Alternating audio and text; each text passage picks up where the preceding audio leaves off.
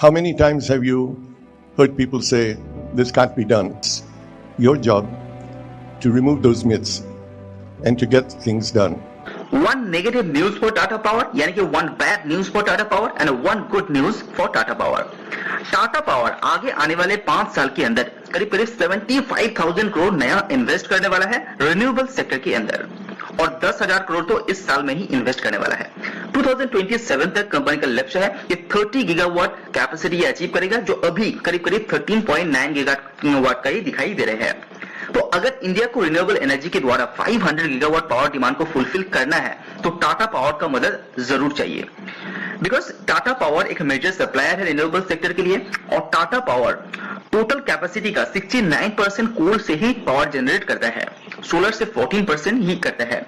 लेकिन कंपनी का जो लक्ष्य है 2025 तक company 60% energy production renewable sector के द्वारा किया जाएगा, 80% ये हो जाएगा 2030 तक, एंड 2050 तक कार्बन न्यूट्रल बनने का यहाँ पे कोशिश यहाँ पे लगातार करता रहेगा।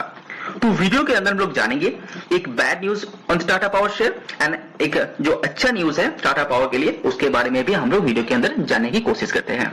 तो अगर आप सोच रहे हैं कि टाटा पावर के अंदर आप लंबे समय के लिए बने रहेंगे, अगर ये शेयर आपके पोर्टफोलियो के अंदर ऑलरेडी है, तो कंपनी के अंदर सबसे इंपॉर्टेंट पॉइंट है कंपनी के ऊपर कर्जा।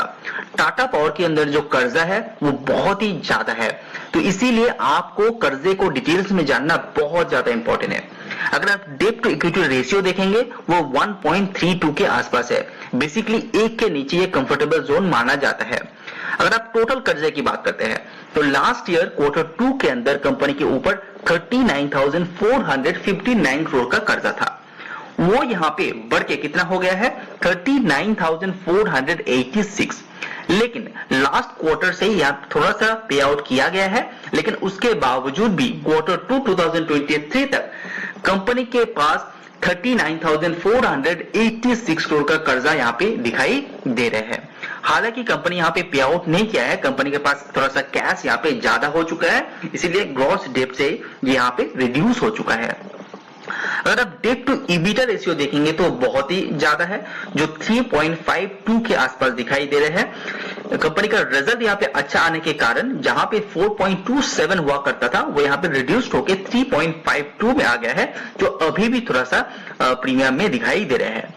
बोरोइंग कॉस्ट की बात करते हैं, जहां पे Q2 2022 तक कंपनी का जो एवरेज बोरोइंग प्राइस था वो 6.55%, यानी कि 100 रुपए लाया है, उसमें से एनुअली कंपनी को 6.55 रुपया यहाँ पे पे आउट करना था, वो यहाँ पे बढ़ के क्या हो गया है 7.04% में आ गया है।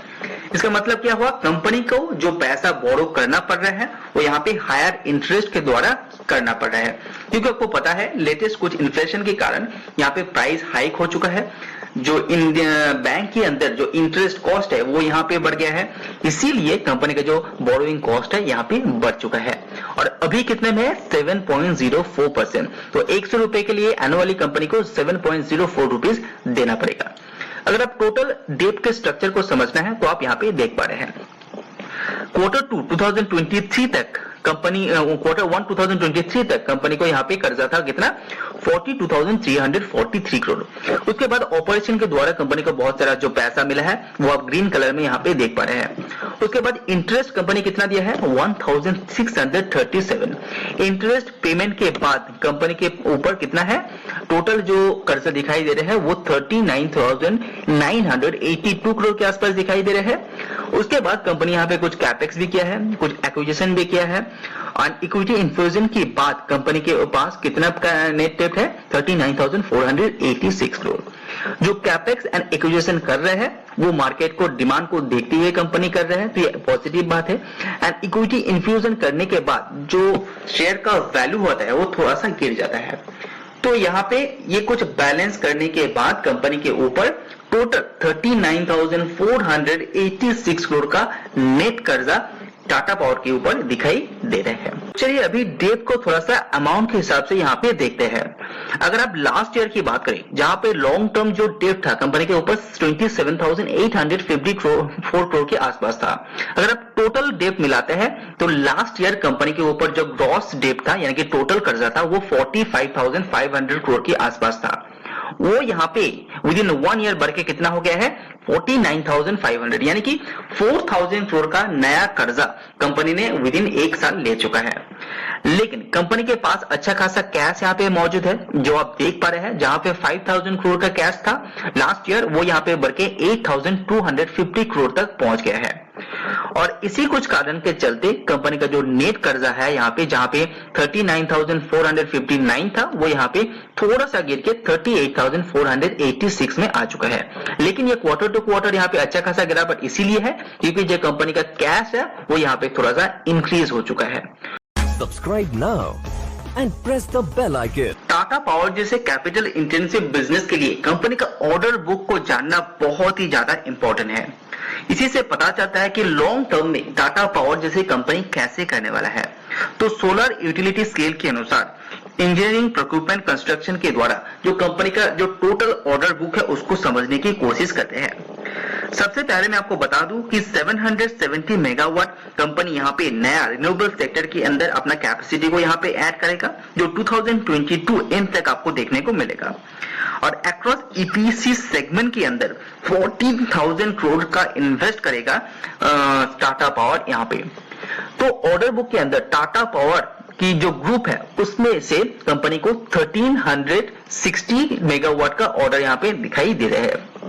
एनटीपीसी के द्वारा, जो एनटीपीसी कंपनीज है उसके द्वारा 770 मेगावाट, एनएचडीसी के द्वारा 88 मेगावाट, एसीसीआई 140 मेगावाट और एक बड़ा ऑर्डर जो एसजीवीएन यानी कि जो जल विद्युत निगम के द्वारा जो गवर्नमेंट के अंदर काम करते हैं वहां पे 1100 मेगावाट का ऑर्डर एंड एनएचपीसी के द्वारा 340 मेगावाट का ऑर्डर आपको देखने को मिल रहा है।